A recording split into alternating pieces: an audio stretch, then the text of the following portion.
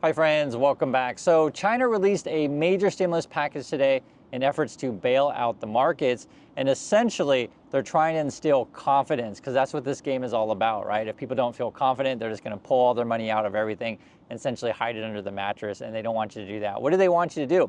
So China's like, yo, we're going to make it easier for people to borrow money. If people borrow money, they're going to go out and buy more houses. If people borrow money, they're going to go out and invest more in businesses, right? If people borrow money, they're going to go out and buy more stocks. That's the basic gist of it. The other thing, too, that they're doing is they're going to make it easier for people to borrow money. We talked about several initiatives out. So one thing they're going to do is reduce the amount of money that banks need to have on hand, which kind of creates a fragile system, but that is what it is. Another thing they're going to do is they're going to lower the interest rates on mortgages. That's existing ones. So again, they're trying to spur people out to spend.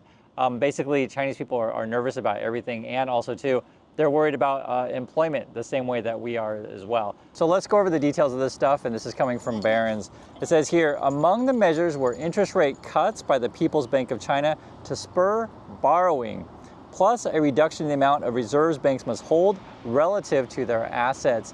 And it's interesting because so in China, they're reducing the amount of money that the banks have to hold, and they want people to borrow more money, as I mentioned before in the intro.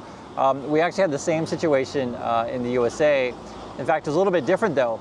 The Federal Reserve wanted the banks to be more stable because we were worried about, remember the bank run with Silicon Valley Bank? They wanted the banks, the Fed wanted the banks to hold more money. The banks actually lobbied to hold less money in reserve, and essentially the banks / Wall Street got their way by lobbying that thing. And so this is sort of the challenge right now. If China says, okay, if banks have less money on reserve, what happens if there's a bank run? What happens if a bunch of things fail? Essentially, the government then has to give guarantees that will bail everybody out. And that's kind of a running theme with a lot of these policies. And I'll read some more so you guys can get a sense of this. It says here, but the most notable initiative of the plan was to reduce the rate of existing mortgages by 0.5 percentage point. Wow, that's crazy. So again, they're trying to spur people spending. It also says here, the central bank also increased the share of loans it would cover to fund local government purchases of unsold real estate to 100% from 60%. So if banks or these fraudulent real estate companies have this unsold property on the books, and they're trying to figure out, okay, what do we do with this stuff? We don't have anyone to buy it. We're underwater ourselves. It sounds like the government's going to come in and pick this stuff up. I'm sure that'll be with taxpayer money. I'm sure the regular Chinese people aren't happy. Now, generally, this kind of stuff you guys don't know. So I used to live in China. I worked in China. And you can actually read some details about this stuff in my book. It's called Positive Angle. And it's a self-help book, basically I talk about my experiences and sort of what I learned along the way and want to help you and give you some tips on that. But one of the things that I learned along the way with this kind of stuff is Chinese people do complain about the government. It's just the government tries its best to silence people, basically. So like on social media, if someone complains about something the government doesn't like, they'll just have that removed or whatever, or they try not to publicize things too much. But stuff like this is going to get out, right? And the issue is that, and this is something that Chinese government always talks about all the time, is they want to have stability. They don't want people protesting all the time and freaking out all the time. These kind of things sound like major, concerns of the government, because they're really worried that things aren't going well, right? If you're reducing the amount of money that banks have to hold, and you're also saying, hey, we're going to come in and buy all your properties, 100% unsold real estate, I mean, things must be pretty bad over there, according to the projections. The government, they wanted to have 5% GDP growth, but it sounds like their estimates are coming in at 4%, so under their goal. Let's see what else it says here. Also has floated new ways to create a floor for stocks, right? They want to create like a baseline of support for stocks. They want to build the stock market too. So real estate market, stock market. It says policymakers set up 71 billion swaps facility that insurers, asset managers, and security firms can tap to buy stocks or bonds. So they're going to support the stock market there. They're also going to support company buybacks. Get this. It also created a 300 billion renminbi fund, so that's in Chinese currency. I can't convert that quickly in my head, but maybe that's going to be around 50 billion, something like that. It's just, hopefully that's the right run. And that's essentially they're trying to get bank help the companies do buybacks.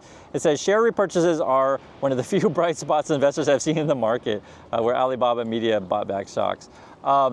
The crazy thing about this stuff, guys, it's not just the Chinese market, because the thing is they can't control what the U.S. market does the same way that the Americans can't control necessarily what the Chinese do. So with this trade war, going on, this creates problems, right, and disruptions. The other issue with China and America is going to have this problem soon, probably by around 2070, something like that. You're facing population decline, not enough workers, and slowing growth.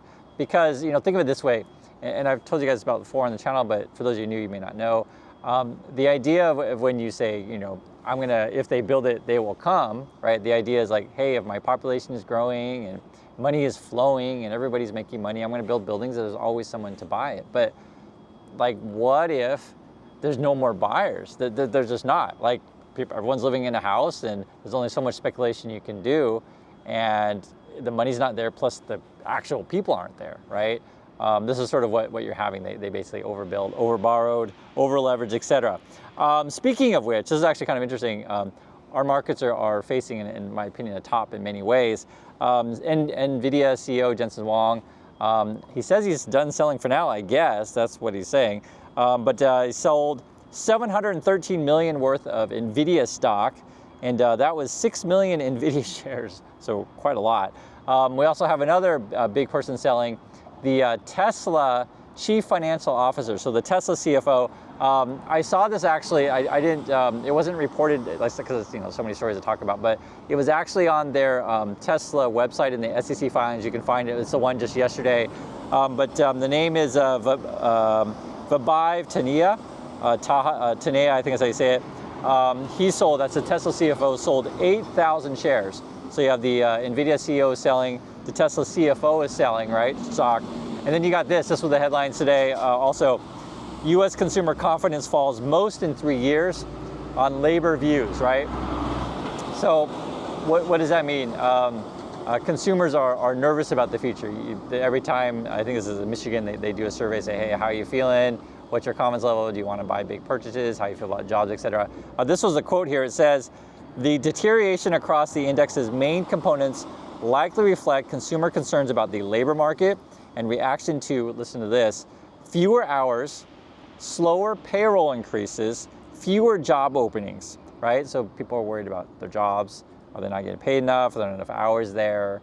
Am I still looking for a job? Are there not enough openings? Also says here, even if the labor market remains quite healthy with low unemployment, few layoffs and elevated wages, right?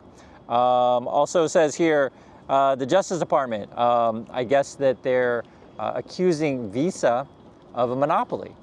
And this is actually a major thing. I told you guys this before. One of the things that I'm a big believer in is cutting down on monopolies. So we're accusing Visa of this. This was a quote from the Justice Department.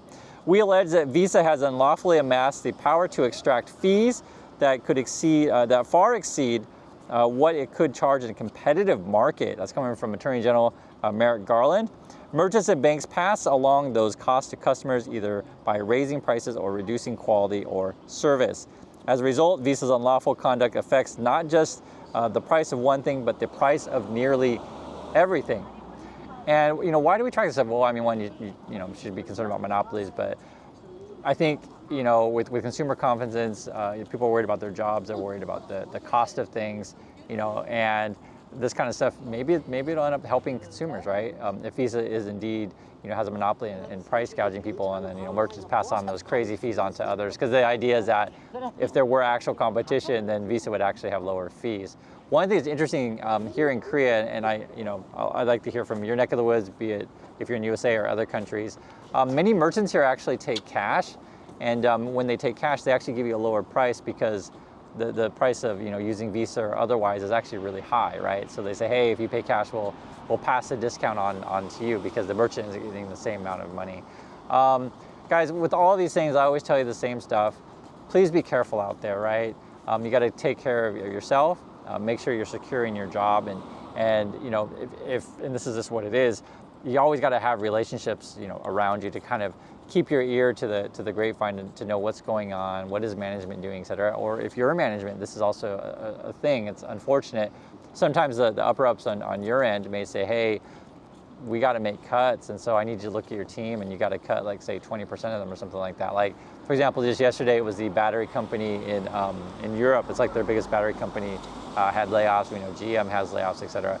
And then we get this stuff like hearing in China that they're so worried about their economic situation that they're basically bailing out real estate, trying to prop up their stock market. They're trying to get people to be confident in the system to keep this sort of modernity going. But one of the things that happens with people, and this is natural, if you're worried about your future, the last thing you want to do is go out and go buy Gucci purses, stuff like that.